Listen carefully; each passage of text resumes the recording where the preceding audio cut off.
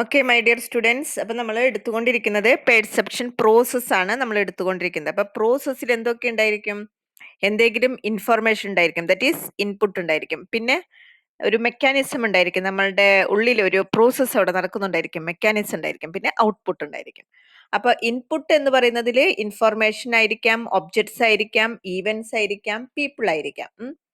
ഇനി പെർപെക്ച്വൽ മെക്കാനിസത്തിൽ വരുന്നതാണ് നമ്മൾ ഇന്നലെ പഠിച്ചുകൊണ്ടിരിക്കുന്നത്. എന്തൊക്കെയാണ് മെക്കാനിസം? അവിടെ കുറച്ച് സെലക്ഷൻ, ഓർഗനൈസേഷൻ, ഇന്റർപ്രിറ്റേഷൻ, അങ്ങനെ കുറെ കാര്യങ്ങൾ ഉണ്ടായിരിക്കും.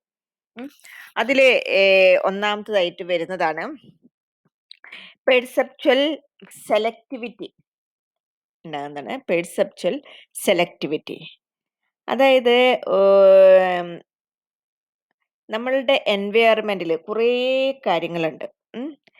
കുറേ കാര്യങ്ങളുണ്ട് നമ്മളുടെ എൻവയറമെന്റിൽ. ഒന്ന് ഇമാജിൻ ചെയ്ത് എന്തൊക്കെ ഉണ്ടാകുന്നുള്ളത്.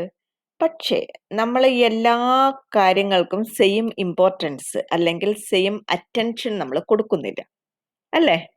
ഇപ്പൊ നിങ്ങൾ ഒരു യാത്ര ചെയ്യാണ്, നിങ്ങൾ ഇങ്ങനെ ബസ്സിൽ സൈഡിൽ ഇരുന്ന് ഇങ്ങനെ യാത്ര ചെയ്യാണ്. നമ്മളിങ്ങനെ ഒരു സെന്ററിൽ എത്തുന്നു. നിങ്ങൾ ടെക്സ്റ്റൈൽ ഷോപ്പിൽ ആ കണ്ണാടിക്കൂട്ടിലുള്ള ഡ്രസ്സുകളാണോ നോക്കുക, വഴിയരികിൽ ഇരിക്കുന്ന ഒരു ഭിക്ഷക്കാരനെയാണോ നോക്കുക, അല്ലെങ്കിൽ അവിടെ ഉള്ള ഓട്ടോറിക്ഷക്കാർ തമ്മിലുള്ള സംസാരമാണോ ശ്രദ്ധിക്കുക, അല്ലെങ്കിൽ നിങ്ങൾ അതിലെ കടന്നു പോകുന്ന വഴിയരികിലൂടെ കടന്നു പോകുന്നവരെയാണോ ശ്രദ്ധിക്കുക? അങ്ങനെ എത്രയോ കാര്യങ്ങളുണ്ട്. അതിലെ നിങ്ങൾ ഏതായിരിക്കും? അല്ലെങ്കിൽ ഒരു ജ്വല്ലറി ഉണ്ടായിരിക്കും അവിടെ നല്ല ഭംഗിയായിട്ട് അലങ്കരിച്ചിട്ടുള്ളത്, അല്ലെങ്കിൽ നല്ലൊരു ബേക്കറി, അല്ലെങ്കിൽ നല്ലൊരു ഹോട്ടല്, അങ്ങനെയൊക്കെയാണ് കാണുന്നത്. നിങ്ങൾക്ക് അവിടെ പെട്ടെന്ന് നിങ്ങൾ അറ്റൻഡ് ചെയ്യുന്നത് എന്തായിരിക്കും? ഓക്കെ, പിന്നെ ഞാൻ ഒന്നും പറയണ്ടല്ലോ. അപ്പൊ നമ്മളുടെ ഈ ലോകത്തിൽ നമ്മളുടെ എൻവയറമെന്റിൽ കുറേ കാര്യങ്ങൾ ഉണ്ടായിരിക്കും, പക്ഷെ നമ്മൾ അതൊക്കെ ശ്രദ്ധിക്കുന്നത്, അറ്റൻഡ് ചെയ്യുന്നത് പലതരത്തിലായിരിക്കും. അതാണ് എന്ത്? Perceptual selectivity. അതായത് tendency to select certain objects from the environment for attention. എൻവയറമെന്റിൽ നമ്മൾക്കൊരു ടെൻഡൻസി ഉണ്ടാക്കുന്നു സെർട്ടൈൻ തിങ്സിൽ മേൽ അറ്റൻഡ് ചെയ്യാനായിട്ട്. ഓക്കെ, അപ്പൊ അങ്ങനെ വരുമ്പോൾ നമ്മൾ ആ ഒബ്ജക്ട്സ് നമ്മൾ എങ്ങനെയാണ് സെലക്ട് ചെയ്യുന്നത്? അത് എങ്ങനെയാണ് നമ്മൾ സെലക്ട് ചെയ്തത്? നമുക്ക് റെലവെന്റ് ആയിട്ട് തോന്നുന്നത്, നമുക്ക് അപ്രോപ്രിയേറ്റ് ആയിട്ട് തോന്നുന്നത്.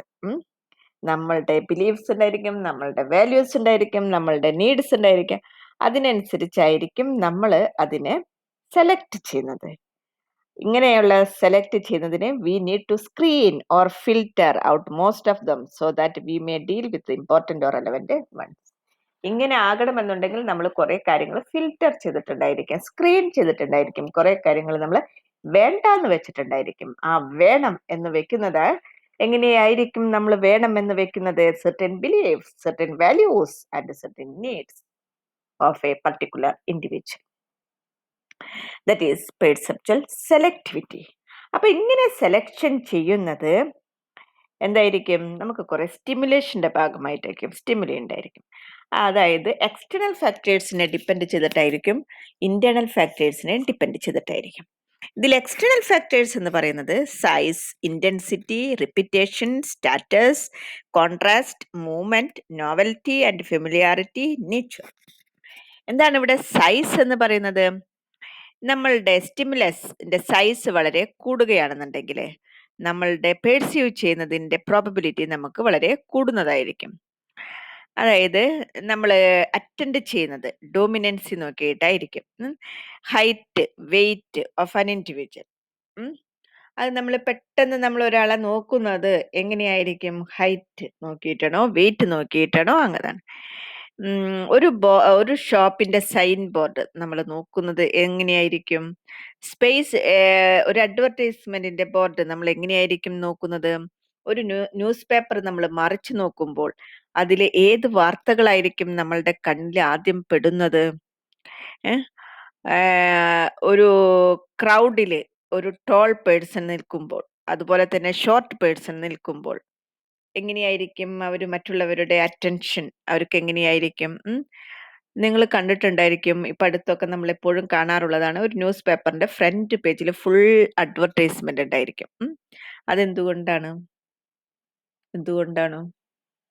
മനസ്സിലായോ? സൈസ്. മറ്റുള്ളതിനെയൊക്കെ കമ്പയർ ചെയ്തിട്ട് ആ പർട്ടിക്കുലർ അതിൻ്റെ സൈസ് കൂടുമ്പോൾ എന്തുണ്ടായിരിക്കും, നമുക്കൊരു സ്റ്റിമുലേഷൻ വരുന്നതാണ്.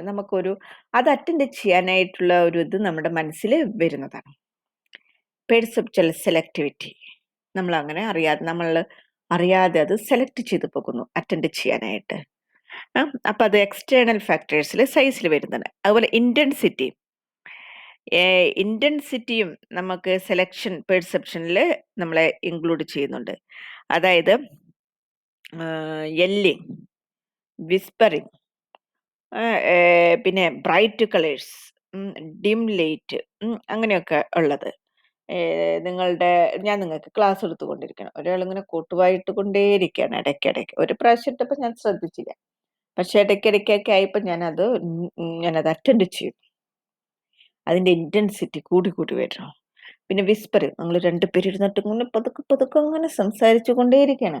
ആദ്യമൊക്കെ ഞാൻ വിചാരിച്ച കുട്ടികളല്ലേ എന്തെങ്കിലും ഇമ്പോർട്ടൻ്റ് ആയിട്ടുള്ള കാര്യം പറയാണ്. പിന്നെ ഞാൻ ക്ലാസ് എടുക്കുമ്പോൾ ഇങ്ങനെ പറഞ്ഞുകൊണ്ട് അതെങ്ങനെ ശരിയാവുക, ഞാൻ ക്ലാസ് അതല്ല ഇമ്പോർട്ടൻസ് കൊടുക്കേണ്ടത്, വേറെ എന്ത് കാര്യത്തിനാണ് ആ കുട്ടി ഇത്രമാത്രം അറ്റൻഷൻ കൊടുത്തിട്ടുള്ളത്? സെലക്ടിവിറ്റി അവിടെ വന്നത് എന്തുകൊണ്ടാണ്? പെർസെപ്ച്വൽ സെലക്ടിവിറ്റി അവിടെ വന്നുകൊണ്ട് എന്തുകൊണ്ടാണ്? ഞാനിവിടെ നിൽക്കുമ്പോൾ എന്താ എന്നെ അറ്റൻഡ് ചെയ്യാതെ വേറെ കാര്യം ഇവിടെ വിസ്പർ ചെയ്യുന്നത്? ഇന്റൻസിറ്റി. ഓക്കെ, അപ്പൊ ഞാനത് ശ്രദ്ധിക്കുന്നതായിരിക്കും. അതുപോലെ ബ്രൈറ്റ് കളേഴ്സ്, ചിലർ പറയില്ലേ, കണ്ണടിച്ച് പോകണ്ട ഈ കളർ ഇട്ടിട്ട്, എന്താണ് ഈ കളറൊക്കെ, എവിടെ നിന്ന് കിട്ടി ഈ കളറൊക്കെ എന്ന് ചോദിക്കല്ലേ. അപ്പൊ അതൊക്കെ നമ്മളുടെ ഇതില് ഇങ്ങനെയുള്ള ഇന്റൻസിറ്റി ഒക്കെ നമ്മളെ പെർസീവ് ചെയ്യാനായിട്ട് നമ്മളെ ഇൻഫ്ലുവൻസ് ചെയ്യുന്നുണ്ട്. റിപ്പീറ്റേഷൻ, ചില കാര്യങ്ങൾ ഇങ്ങനെ റിപ്പീറ്റ് ചെയ്തുകൊണ്ടേയിരിക്കുന്നത്.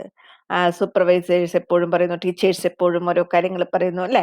സെയിം അഡ്വർടൈസ്മെന്റ് എപ്പോഴും ടിവിയിലും ഇതിലൊക്കെ കാണുന്നു. അപ്പൊ അങ്ങനെ കൊച്ചുകുട്ടികളൊക്കെ നിങ്ങൾ കണ്ടിട്ടില്ലേ, അഡ്വർടൈസ്മെന്റ് ഇപ്പൊന്നും പറയാൻ പറ്റില്ല. ഞാനൊക്കെ കുഞ്ഞതായിരിക്കുമ്പോഴൊക്കെ, ഞാനും ഇത്തിരി ഏജ് കൂടിയപ്പോഴും വളരെ എൻ്റെ പിന്നത്തെ ജനറേഷനിലുള്ള കുട്ടികളൊക്കെ എപ്പോഴും പാടി നടക്കാറുണ്ട് അഡ്വർടൈസ്മെന്റ് സ്ലോഗൻസ് ഒക്കെ. പിന്നെ അടുത്ത കാലത്താണല്ലോ ഈ റിമോട്ടും ചാനലുകളൊക്കെ മാറ്റുന്നതൊക്കെ. അപ്പൊ പണ്ട് ഈ അഡ്വർടൈസ്മെന്റ് ഇങ്ങനെ കണ്ട് കണ്ട് കണ്ട് അത് റിപ്പീറ്റ് ചെയ്ത് മിക്ക കുട്ടികൾക്കും അത് കാണാപ്പാടായിരുന്നു. നിങ്ങളുടെ ചൈൽഡ്ഹുഡിൽ എങ്ങനെയായിരുന്നു? അത് കാണാപ്പാടം പഠിക്കും. അത് ബ്രെയിനിൽ മെമ്മറി പവറും കൂട്ടും, പിന്നെ അങ്ങനെ പഠിക്കാനുള്ള ഒരു കഴിവൊക്കെ കൂട്ടിയിരുന്നു. ഇപ്പോഴത്തെ കുട്ടികൾക്ക് അതൊന്നുമില്ല. അപ്പൊ റിപ്പീറ്റേഷൻ, അതുപോലെ സ്റ്റാറ്റസ്, ഹൈ സ്റ്റാറ്റസ് പീപ്പിൾ, അവരെ കാണുമ്പോൾ മറ്റുള്ളവർക്കുള്ള ഒരു പെർസെപ്ച്വൽ സെലക്ടിവിറ്റി, കോൺട്രാസ്റ്റ്, സറൗണ്ടിങ് എൻവയർമെന്റിൽ കോൺട്രാസ്റ്റ് ആയിട്ടുള്ളത് വരുന്നത്. അതായത് exit signs in cinema halls. അതെങ്ങനെയാ അവിടെ എക്സിറ്റ്, നിങ്ങളൊരു നാളെ തൊട്ട് സിനിമ തിയേറ്റർ ഒക്കെ തുറക്കാൻ പോലെ, സിനിമ തിയേറ്ററിൽ ഇരിക്കുമ്പോ അല്ലെ, എക്സിറ്റ് ഇന്ന അതൊക്കെ എഴുതിയിട്ടില്ലേ? അതെങ്ങനെ എഴുതിയിരിക്കണേ? കറുപ്പ ചുമന്ന ലൈറ്റ് ഇട്ടിട്ട് അല്ലെ. അതെന്തുകൊണ്ടാണ്? കോൺട്രാസ്റ്റ്. ഒരേപോലെ തന്നെ എഴുതാണെങ്കിലോ, വെള്ള തന്നെ എഴുതി വെച്ചാലത്തെ സ്ഥിതി എന്തായിരിക്കും? നമുക്ക് പെർസീവ് ചെയ്യാനായിട്ട് സാധിക്കില്ല. പിന്നെ മൂവ്മെന്റ് നമുക്ക് അറ്റൻഡ് ചെയ്യുന്നതായിരിക്കും. ഒരാൾ തന്നെ ഇങ്ങനെ വെറുതെ, ഇപ്പൊ ചിലരുടെയൊക്കെ ഡാൻസ് നമുക്ക് ഭയങ്കരമായിട്ട് ഇഷ്ടപ്പെടുന്നത് കൊണ്ടാണ് മറ്റുള്ള ഡാൻസേഴ്സിനേക്കാളും നല്ല ഗ്രേസ്ഫുൾ ആയിട്ടായിരിക്കും അവരുടെ കൈയും കാലും ഒക്കെ മൂവ് ചെയ്യുന്നത് അല്ലെ. അങ്ങനെയുള്ളത്. Novelty and familiarity. This principle states that either a novel or a familiar external situation can serve an attention getter. Novelty, പുതിയതായിട്ട് എന്തെങ്കിലും വരുമ്പോൾ അതും നല്ലൊരു അറ്റൻഷൻ ഉണ്ടായിരിക്കും. പിന്നെ നേച്ചർ, പിന്നെ ഓരോരുത്തരുടെ ഒരു സ്വഭാവമാണ് ഞാൻ നേരത്തെ പറഞ്ഞത്. ഒരു സെന്ററിലെത്തുമ്പോൾ നിങ്ങൾ ഇതായിരിക്കും പെട്ടെന്ന് ശ്രദ്ധിക്കുക. അതൊക്കെ ഓരോരുത്തരുടെ നേച്ചർ ആയിരിക്കും. ചിലവർക്ക് ആനിമൽസിനെ ഭയങ്കര ഇഷ്ടമായിരിക്കും, പൂച്ചക്കുട്ടീനെ നല്ല ഇഷ്ടമായിരിക്കും, പൂച്ചക്കുട്ടിയുടെ പടങ്ങൾ അയ്യോ എന്ത് ഭംഗിയല്ലേ, പട്ടിക്കുട്ടീനെ ഭയങ്കര ഇഷ്ടമുള്ളവരുണ്ടായിരിക്കും. അങ്ങനെ ഓരോന്നിനോടും ബേഡ്സ് അങ്ങനെയുള്ള ഇതിനൊക്കെ ഇഷ്ടപ്പെടുന്നവരുണ്ടായിരിക്കും. അപ്പൊ അതിന്റെയൊക്കെ പിക്ചേഴ്സ് കാണുമ്പോ പിന്നെ പറയണ്ട, മറ്റുള്ളതൊന്നും അവർ അറ്റൻഡ് ചെയ്യില്ല. അപ്പൊ അങ്ങനെയുള്ള എക്സ്റ്റേണൽ ഫാക്ടേഴ്സ് പെർസെപ്ച്വൽ സെലക്ടിവിറ്റിയെ ഹെൽപ്പ് ചെയ്യുന്നുണ്ട്. അല്ലെങ്കിൽ ഹെൽപ്പ് എന്ന് പറയാൻ പറ്റില്ല, ഇൻഫ്ലുവൻസ് ചെയ്യുന്നുണ്ട്. ഓക്കെ, ഇനി ഇന്റേണൽ ഫാക്ടേഴ്സ് ഉണ്ട്. Learning, motivation, personality. എന്താണ് ലേണിംഗ്? ലേണിംഗ് എന്ന് പറഞ്ഞാൽ നമ്മളിങ്ങനെ എപ്പോഴും ഓരോന്ന് എക്സ്പീരിയൻസ് ചെയ്ത് നമ്മൾ അതിന്നൊക്കെ നമ്മൾ പഠിച്ച് പോകുന്നതിനെ, അല്ലാണ്ട് ഒരു പുസ്തകം നോക്കി വായിക്കുന്നതിനെ അല്ല ലേണിംഗ് എന്ന് പറയുന്നത് കേട്ടോ. നിങ്ങൾ എന്തൊക്കെയാണോ നിങ്ങളുടെ ഓരോ ദിവസവും നിങ്ങൾ അക്വയർ ചെയ്യുന്ന നോളജ്, അതൊക്കെ അവിടെ വരും. മോട്ടിവേഷൻ, ചിലര് ഭയങ്കര മോട്ടിവേറ്റഡ് ആയിരിക്കും. ചിലരോട് സംസാരിക്കുമ്പോ തന്നെ നല്ല രസകരമായിട്ട് നമുക്കിങ്ങനെ നിങ്ങൾക്കിങ്ങനെ അതുപോലെ തന്നെ നമ്മൾക്ക് വിശന്നിരിക്കുമ്പോ നല്ല സ്മെല്ലൊക്കെ വരുമ്പോ എന്തായിരിക്കും ഭക്ഷണത്തിന്റെയൊക്കെ നല്ല സ്മെല്ല് വരുമ്പോ അയ്യോ കഴിക്കാൻ തോന്നും നമുക്ക്. അയ്യോ കൊതിയാവും ല്ലേ?